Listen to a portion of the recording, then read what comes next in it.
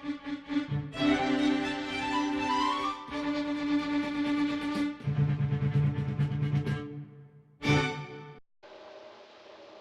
everybody, it's Carl here. Uh, Thought I'd give you a update on kind of what's going on, and I wanted to talk about a few things that are points of interest. So first of all, first of all, we got a winter advisory. Parts around us have winter warnings. This is our first really good snowfall, and I think it's going to kick our butts. uh, First one usually you get a couple inches, everything's okay. This one they're talking, like here in northwest Ohio, we're going to probably get about 8 inches here, 8 inches plus north of us in Michigan, a little less the south, but, and thank goodness it's a Sunday, and it's supposed to go all day, but they might get a lot of it because it's not like a smash in the face kind of thing. They should have a handle on it, like the road crews, the snow crews. So by tomorrow, at least, your main roads, people will be able to drive kind of safe going back to work and all that. So that's the only good part about it. Now, one other thing I wanted to mention is in another video here real soon, I was going to do like a little weather show. I've been interested in weather. Well, being a private pilot, I had learned about weather a long time ago, and we used to have to, before you had the internet and all that stuff, you would have to call the weather station. Like I would call the station in Cleveland, and they give you a whole rundown on the weather, and it's all abbreviated. You gotta know what everything means, but basically, it gives you the what's going on, and that was so you should you go, no go for flying, and plan your deals. But so and you had to know, you had to be able to read the clouds, you had to know what's going on, and so I always had an interest in it. And now with the internet, oh my goodness, it's wonderful. You can go and get all these maps and everything. But I thought I would show you just some real basics about weather. And we have this like this big storm here, and we're thinking about, well, what causes this? What causes, like when we have these low pressures come in, and you see them on the map, where did they come from? How do they, what's that all about? And then we've got this thing, the we got this thing you hear about all the time about the polar vortex. What the heck is the polar vortex, and what does it have to do? Does it come and go? Where's it at? And why does it bring us weather? So I thought I'd kind of cover that too. So when you hear them, and that's like a popular theme. People, in the winter, all the weathermen are talking about the polar vortex and the polar vortex, and here it is. And this is because of the polar vortex. Well, I'll show you what that's all about, and a couple other little things. Not in a great deal, not to where like twist your head, but just next time you listen to the weather and you get past all the bullshit that they give you, you'll be able to go, oh yeah, okay, I know what that is now. Yeah, Carl mentioned that, and I know exactly what they're talking about because the basics is easy. Okay, another thing I wanted to mention. It was on one of my last videos where I actually had to apologize for coughing all the time. Uh, I had gotten like a lung infection, and it turned into like pneumonia. And I couldn't walk 3 steps without having to hold on to something and not wondering if I could get my breath again. It got really bad. And as always, I let it go too long. So when I kind of went over to the VA, an emergency kind of deal, and they pumped me full of antibiotics and all that stuff. And I was taking these like heavy duty ones for 5 days, and it cleared up, but it took, not exaggerating, it really took over 2 weeks for it to where like I am now. I mean, I don't think I'm ever going to get back. I think it did some permanent damage, but I'm still, at least I can walk now. I can walk from one end of my trailer to the other and not be hanging on to the walls and on the,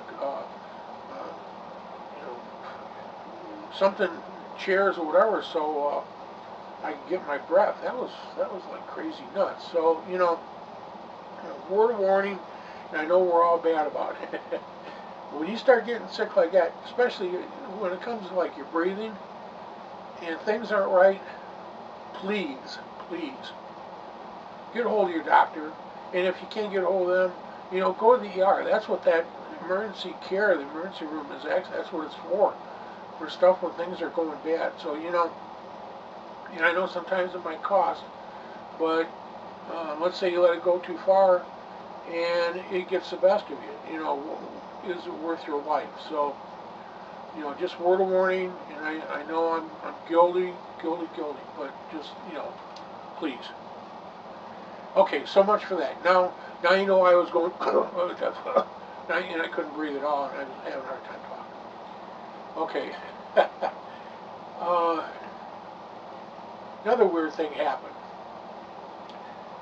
Wintertime, so I had worked on last year, because when I bought this trailer, I mean, it's a piece of junk. I got it cheap. I've been working on it. Had to have past video, I talked about having all the skirting done, and those guys did a great job. But underneath, they told me, they said, man, when winter comes, next, you got, the pipes are bad, you're going to have to retape stuff. One of my water lines was actually laying on the ground, running halfway down. You go, man, so I goes, okay, let's get it fixed. So I finally had them come out. They went in, put new heat tape on the lines. They took that one line and had it running all the way back and rehanger it all the way up, back here to where everything comes in. And while they were doing that, there was this one area where this line was coming in, and the guy who did this, Kenny, he goes, it didn't look safe at all. He goes, it was like a three-point extension, and it was all jimmied bad. He goes, and it was going to interfere with the tape. He goes, so I pulled the line, and he thought it was like a line that was going outside the trailer, so you can plug stuff, in and around the yard and stuff. And it turned out that line, and it was, like I said, it was jerry rigged. Was the line that powers my room outside. That it's like my work room where I have all I run my saws, my lathe, my mill, and all that stuff. That goofy little line was the line that was feeding all that stuff. So, and also like my porch light and all that. So anyway, I asked him about it. I goes, did you pull that? He goes, yeah. He goes, it didn't look safe and all that. And I told him, he goes, well, you want me to plug it? I goes, no. What I'll do is if I'm going to run something out there and it's like really cold, I don't have any heat out there. But if I have to use something, I've got some really good heavy duty, like 14 gauge extension cords that are made to run power stuff at a distance. I'll run one of those out there and I won't overload it. And then come spring, I'm going to run a whole dedicated line from the box. I'll run it out there, and then that way, when I turn my power equipment on, my power tools, I won't have to worry about, starting a fire somewhere under. But anyway, that's so that kind of like offset. I wasn't expecting that. Then another thing I want to talk about. I'm working on the Philco. Started working on the Philco again, and because I thought, well, what a great time when not a lot of stuff's going on. Maybe I can get this finished. Well, about a year and a half ago, 2 years ago, I did a video where I had to repair my variac because my variac, and if you guys have them, I can't think where it is right now. I had them. Okay, here. Because the coil's out of it, the transformer's out of it. But if you have one of these, you know how heavy they are. It was sitting, I put it on a chair because I was moving some stuff, and I bumped it, it fell off, it went bam. And when it did that, it busted the piece on the inside, and so it was like wobbling all over the place, and I couldn't use it. So I did a video on repairing it, and it worked great for a while. Well, it wasn't working as good. It was like skipping, you know. I mean, I wasn't getting a smooth feed. So I took it apart, and there was like a coating to where the iron goes around and contacts the coil. So I took, and I forget what I used to clean it with, but it must not have been the right stuff because for some reason, after I got it clean and it looked real nice and all that, and I put it all back together, about a week later I tried using it, and it came up okay, but I got to a point, I think it was like, I was at like about 80 or 90 volts, and it started smoking. Now the power was still going, but it started smoking, so I shut it down, and thought about it, well, let me try it. So I moved it to another area, like about 40 volts. Everything was fine. Moved it up to like 60, everything was fine. Got close to 80, and all of a sudden I could start to see a little bit of smoke come out again. And so I moved it up to 100, and the smoke kind of went away. Moved it up to like 115, no smoke. But now I moved it down back to like around 85, and it started to smoke a bit. I moved it down to 70. It was still smoking a little bit, and I went, oh geez. So I thought, okay, it's gooched, you know. So opened it up, and sure enough, there was like a line where it was burning, and I don't see it right off. Okay, here we are. I started taking some of the wire off. But if you can see that right there, that whole area, and it started spreading. So either maybe I did something when I cleaned it. I mean, I didn't like soak it. That's what I don't understand. Was it already kind of burning up? I don't know. But anyway, that whole area there, you know, you can see where it's burning. So I just went, you know, that's it. Okay, that's the end of this one. and I did pull some wire because, you know, you can always use wire, and that wire looked clean. It wasn't burnt or anything. But anyway, so now I got to get a new variac. So anyway, well, that's going to be a while. And until then, I'm going to run over to Home Depot. I haven't did it yet, but probably this week when the little snow smooths out, I'm going to get the stuff to make a bulb test, you know, a light bulb tester, so I can tell if it's pulling too much current super fast. And I want to do that because I don't want to burn up my radio. Now, the radio is a deal I kind of want to talk about. I don't know if I want to. I think I might just do that on another. I'm going to make another video, and I'm explaining what was going on with it. And for a long time, I wasn't messing with it because I could not figure out what was happening. Because I was following the schematic, and this was just for the filaments. Okay, I would run it up to one part, and I should get 6.3 volts, and I wasn't getting it.